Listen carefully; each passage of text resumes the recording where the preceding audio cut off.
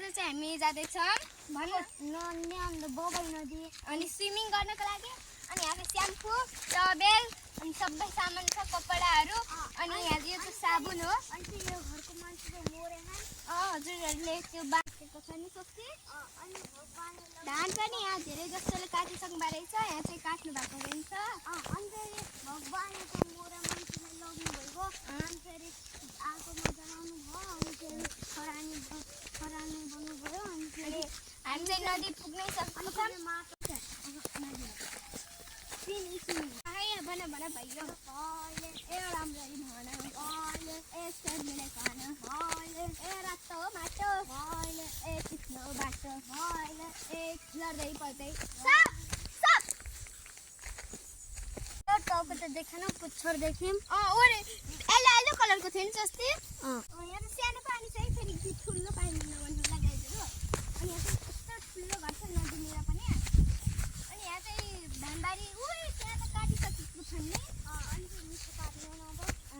अनि यहाँ पनि एउटा खोला भन्नाले चाहिँ अलिक सानै खोला, तर यहाँ पनि साफ हुन सक्छ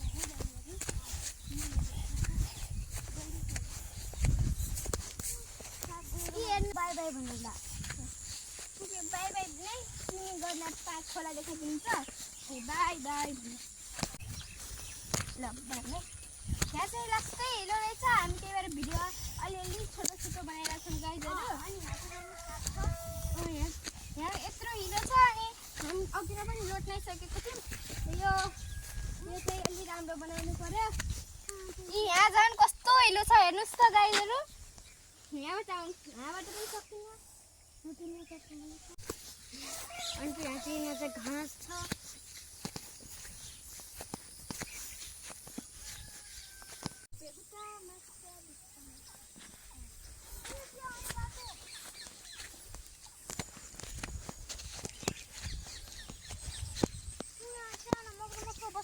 बच्चा पनि बस्नु सक्दैन नि। यहाँ चाहिँ यहाँ खोला छ गाइजहरू। यहाँ हामी चाहिँ आइपुग्न गाइजहरू। यहाँ चाहिँ कस्तो राम्रो बाटो छ।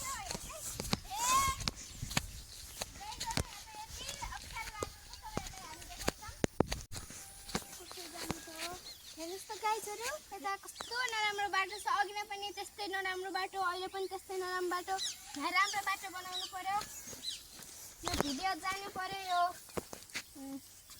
अनि यहाँ चाहिँ साथ छ। यहाँ चाहिँ हामी राम्रोसँग जान पाएको थियौँ। अब हामी ठ्याक्कै पुग्यौँ।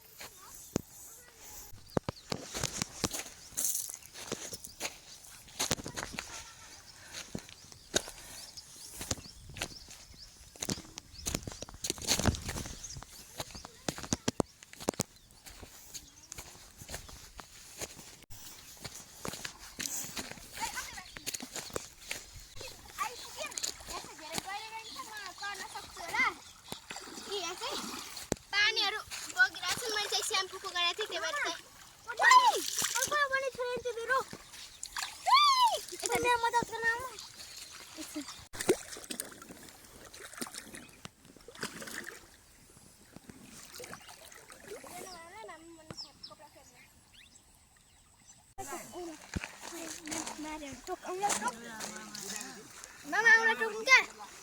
Enggak loinan. Kira. Kau mancu mare. Hah? Kau mancu mare. Masuk. आज माछा छ गाइजहरू, हामी चाहिँ पोखरियाम गयो। सबै गयो खस के? रो बाजे। गएपछि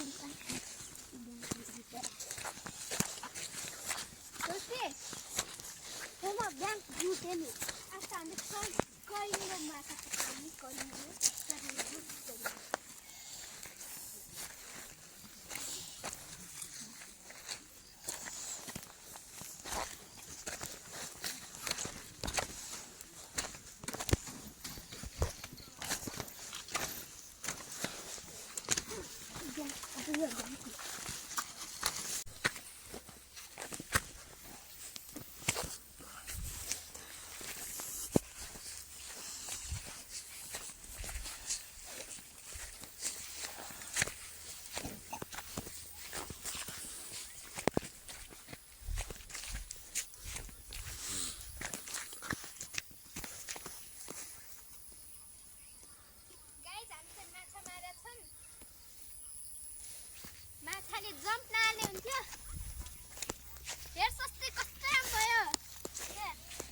जिउँदै छ गाइजहरू हामी चाहिँ माछा पक्रेर खाऊँ यहाँबाट देखाइदिनु त मामा यहाँ चाहिँ यहाँबाट देखिरह माछा